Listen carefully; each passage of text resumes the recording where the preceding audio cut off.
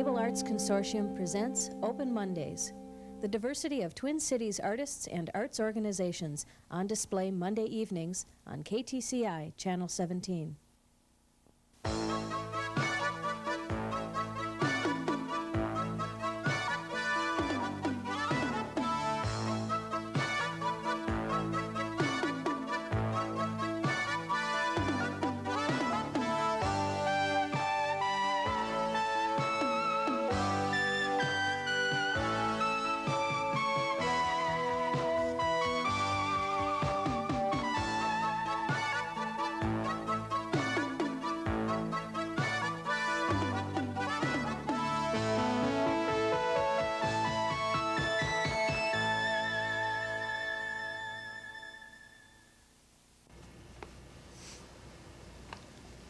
I like watching TV.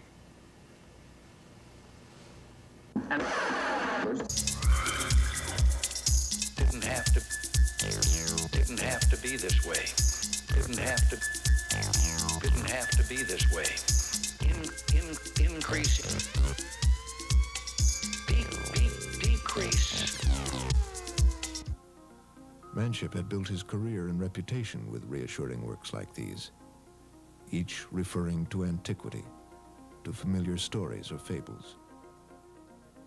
And there was a great demand for his works in the teens and 20s of this century. They were decorative, easy to look at, easy to understand. And he became one of America's most sought-after sculptors.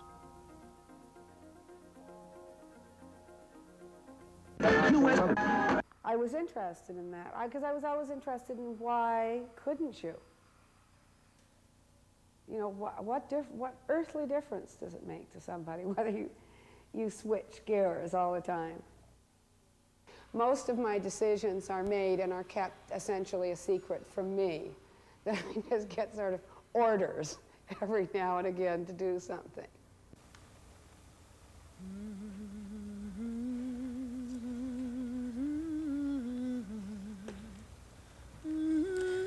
Oh, but it didn't bother me none. It'll be okay.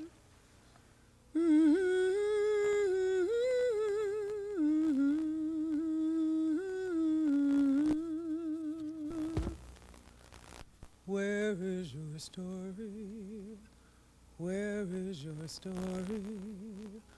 Oh, where's your story?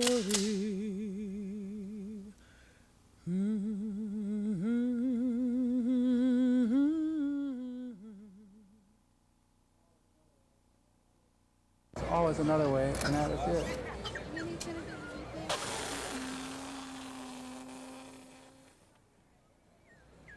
I'm not a very detached observer in what I do.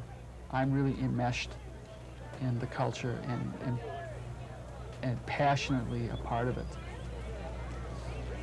Oh, it's great to be that way, you know, to have those visions and not sit back and punch a time clock from 8 to 5 and look at the boob tube for 4 hours and go to bed. Oh, I like to even just know a person that has those qualities, you know. Maybe it could be contagious a little bit. Maybe, I don't know.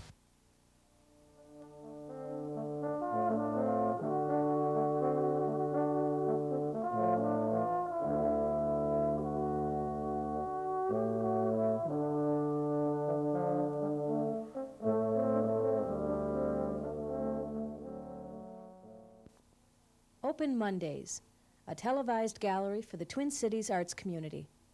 Dance and documentary, theater and visual art, music and animation. For the first time on Metropolitan Area Broadcast Television, Open Mondays from the Cable Arts Consortium for area artists and arts organizations.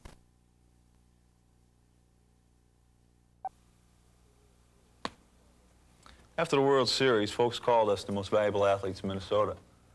Well, I've seen Minnesota's most valuable athlete. Perfect form, hard as a rock. But you won't see him in the Dome. The Greco-Roman statue of the perfect athlete, Doryphorus, one of only 4 in the world, at the Minneapolis Institute of Arts. Not bad for a guy with a broken arm, huh?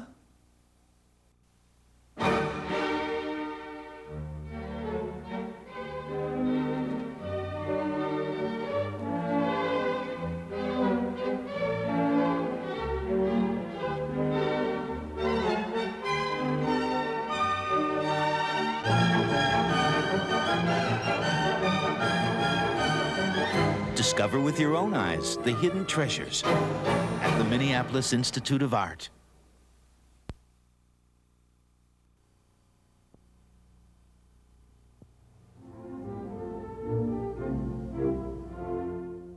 This program, The Art of Collecting, gave us a chance to show the range of the Institute's collecting and let the curators themselves explain the nuts and bolts of building their collections.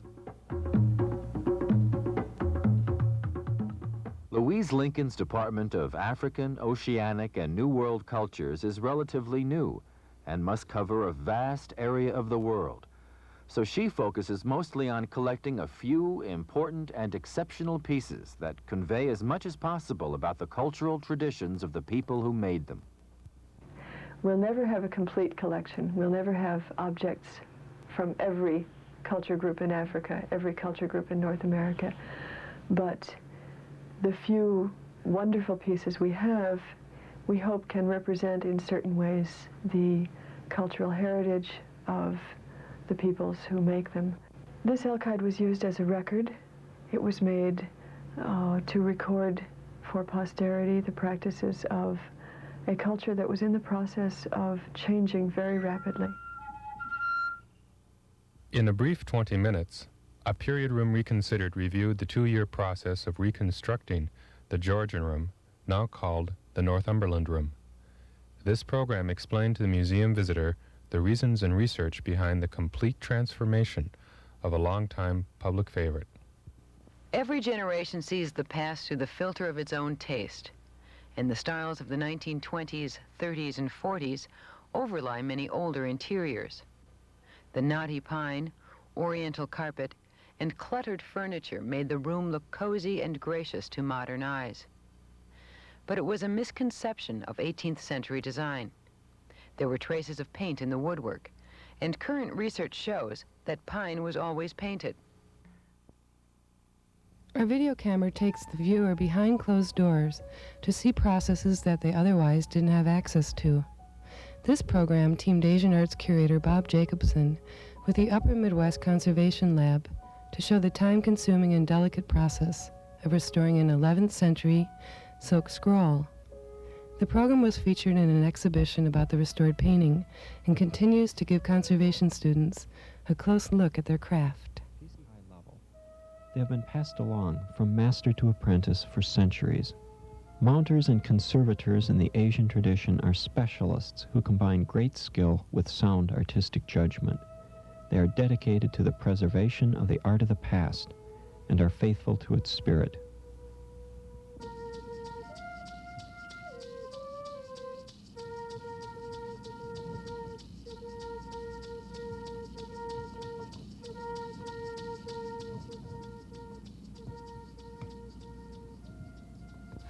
This program about Navajo silversmithing played continuously in the exhibition Finished in Beauty, allowing the visitor a chance to see this traditional process.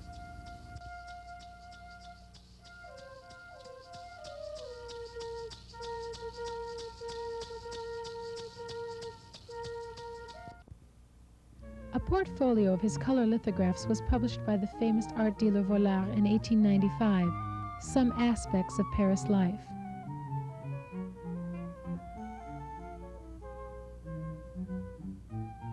Our programs can combine the best of a docent-guided tour with an expert's knowledge.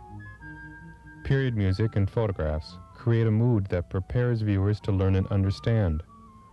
More than just a talk and tour, programs can create a story, taking you into the work of art for a very intimate look.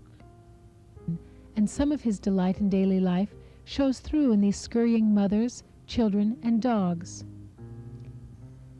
The subjects of these prints are typically French, but their style also reflects another facet of Bonnard's art. his admiration for woodblock prints from Japan. His friends even called him the Japanese Nabi.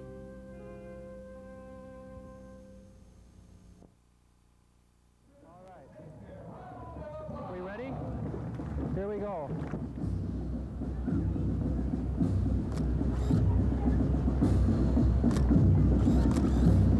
I think I did good there.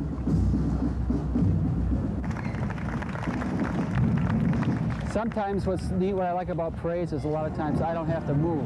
I just let it come to me. And here it comes. The documentary Urge is about Minneapolis photographer Tom Arndt. It was designed to complement a solo exhibition of Arndt's photographs. This program has since gone on to an award-winning life of its own and will soon be cablecast nationally on the Learning Channel. Not like hunting, but it's like hunting your own species. Tom Arndt is a photographer from Minnesota. Sometimes he calls himself a picture-taking machine. We're with him at his annual visit to the Minnesota State Fair. Contact with the people like there is now. Don't mind me. And when I say don't mind me, they don't. But sometimes they do. But the theater of real life is happening right in front of me right now. Everybody's got to just kind of go out of my way. Hi, don't mind me.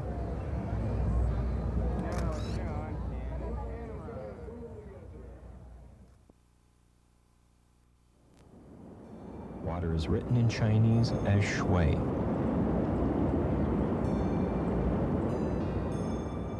In contrast to the movement of water, the strength of the surrounding rock is in its mass and solidity, providing the essence of a mountain at rest. The character for mountain is Shan.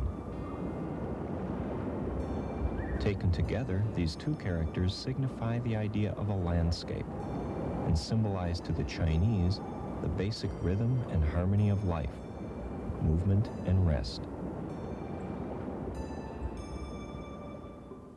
In our most recent production, Mountain in the Mind, the viewer follows a Chinese landscape painter working in the traditional manner as he captures the timeless essence of our own Minnehaha Falls.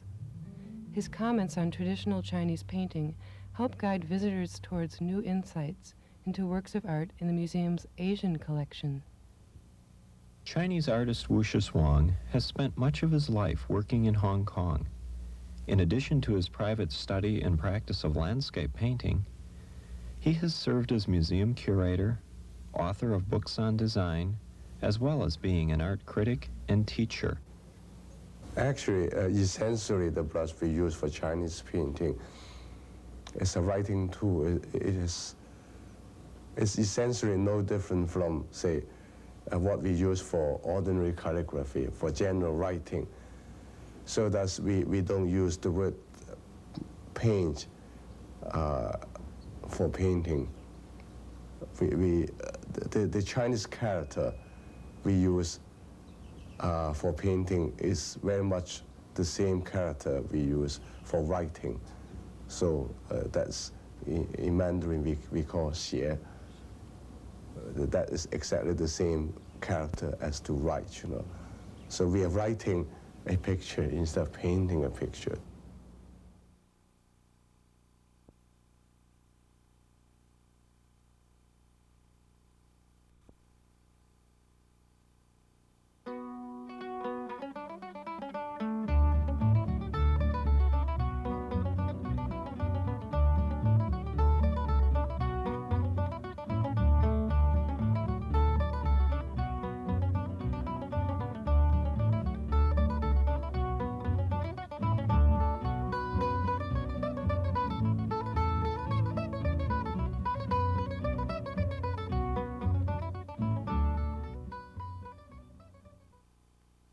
In terms of choosing colors for this piece, here was an instance where there really were no color requirements or imposed upon me, so I essentially could have done anything that I wanted to. And interestingly enough, I don't know if it was for some sort of emotional ties back to my beginning or what, I have decided to base the piece on the red and green, which is that same color palette I started out with in those first quilts.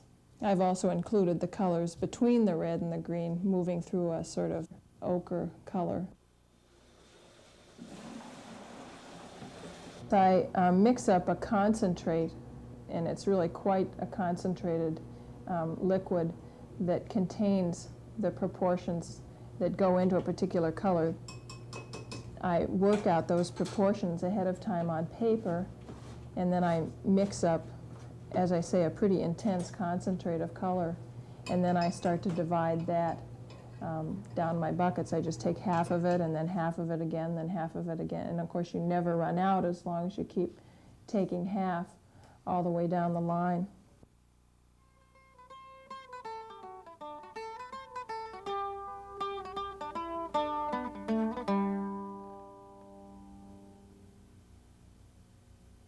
I definitely sign all of my pieces. When I look at all the old spectacular quilts, and they have no dates, they have no names, you know, they have certain fabrics that we can date to a particular time, and, you know, if we're lucky, it belonged to somebody's great-grandmother, so they know the maker.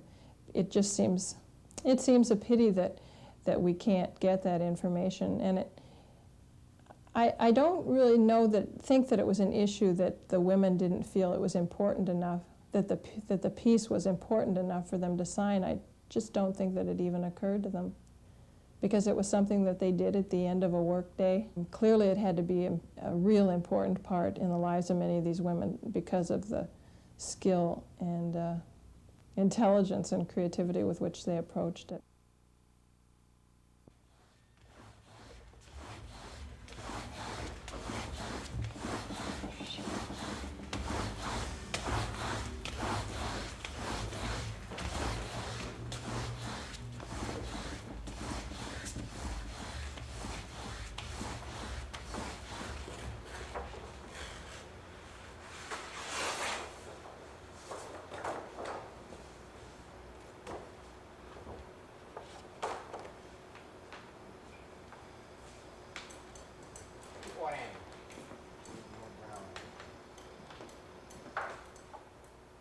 I think one of the reasons I picked Dolly is because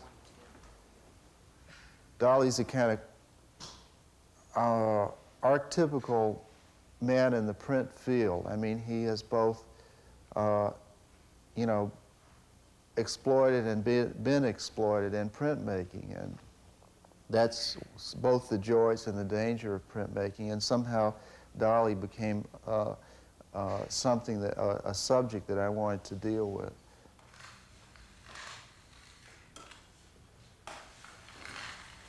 As I say, we went to this huge, fantastic supermarket in Minneapolis and got all these vegetables, and I actually worked from the vegetables and constructed this thing. And then Steve began right away breaking it down into practical, workable terms to flatten it out for the print. Now this is two kind of mediums. The salad is silkscreen on vinyl, and the head and hands are lithography on paper. I want to tell you about a very important bust here in Minneapolis. There are only two others like it in the whole world. One back east, one in Switzerland. You might say it began with a French connection. The guy was a real artist, Jean-Baptiste Lemoine. The bust of Louis XV of soft-paste porcelain, just one of Minnesota's newest treasures at the Minneapolis Institute of Arts. It's a crime if you don't go see it. I want to tell you about a couple guards we just got here in Minnesota.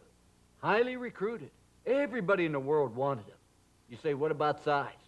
6'4", over 300 pounds. They're awesome. No, they're not from Minnesota. They're from Japan. The Neo-Guardian statues from the Kamakura period. Just two of Minnesota's newest treasures at the Minneapolis Institute of Arts. They are a little slow, but they do draw a crowd. You know, really, and anything that is disturbing, unsettling, anything that's very attracted to this has a certain kind of tear as a base. Anything that is disturbing, unsettling, a lot of the artwork is so I tend to like great art. The seashore, a lot of genre comes from, as long as it's good, I tend to go for stuff which reaches to the spirit, to the soul. I tend to like this about nothing genre comes from me, as long as it's good. My favorite type of I tend to go for stuff which reaches to the especially spirit, to the soul. Art that a lot of these artwork that's done about nature and natural resources, the animals, the seashore, and it's probably one of what they believe in, what the wild world ought to believe in. But the seashore is especially nice because I don't like all that modern shit. I like print and sculptures. Prints are more affordable than sculptures. You can put them in your office space. You can have them in your home. Change them at will. the coast of Maine and Massachusetts and all that. I like work that's real emotional. Immediately, I can attach my experience to pictures. So rounded. The line's not straight. The lines aren't straight. Immediately, I can. And quite expensive. And to get some really good ones. Immediately, I can. Rounded. The line's not straight. Attach my experience. I like two-dimensional there's as well as something anything that else immediately hooks me experientially.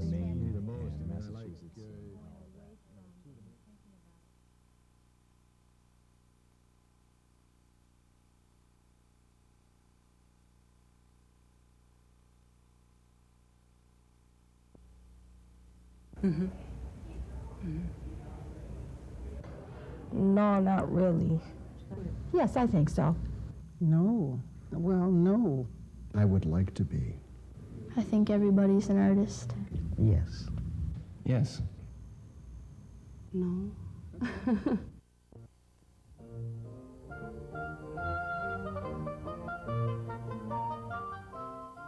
For centuries, weavers have used the flexibility inherent in tapestry to create unique images and designs. We can look closely at the structure of a tapestry and find clues about the historical period and the culture which produced it. The point where two colors meet is an important focus for some of these clues. It is there that the weaver must choose whether to interconnect the separate colors or to leave an opening between them. A woven fabric consists of two sets of threads, a warp and a weft. The warp is held under tension by the loom. The weft is woven into it at right angles. All fabric is woven this way, by locking together these two sets of threads. Tapestry is a unique fabric because the weft threads do not go completely from edge to edge. The weaver builds up individual areas of colored wefts, slowly constructing the entire image of the tapestry. There is only one major drawback with this kind of fabric structure. Openings develop where color areas have long vertical edges parallel to the warp. Let's take a look at this contemporary tapestry that is still being woven.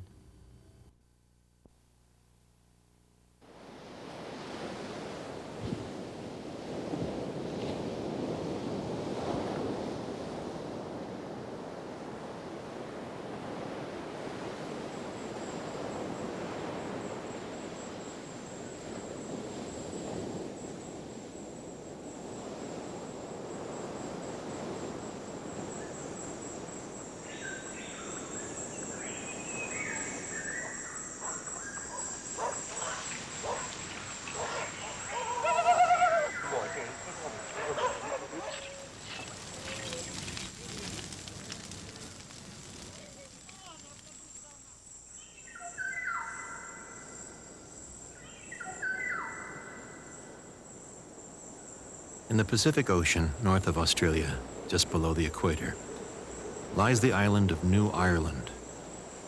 This is one of the many islands that make up the independent nation of Papua New Guinea. Until the last century, New Ireland has been geographically isolated from much of the world, but it is now part of the global economy.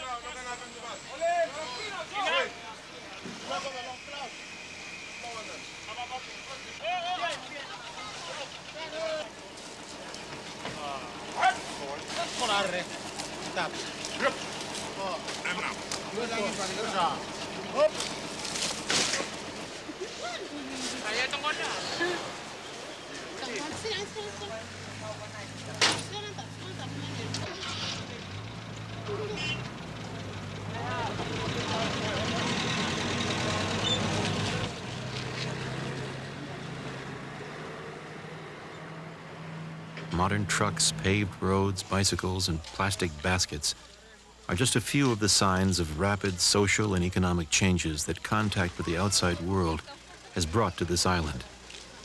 Yet many people still follow their accustomed way of life and are making an effort to revive and maintain some of the older and more traditional values. In 1979, filmmaker Chris Owen was allowed to record a revival of the Mulligan ceremonial cycle, one of the most important events in village life.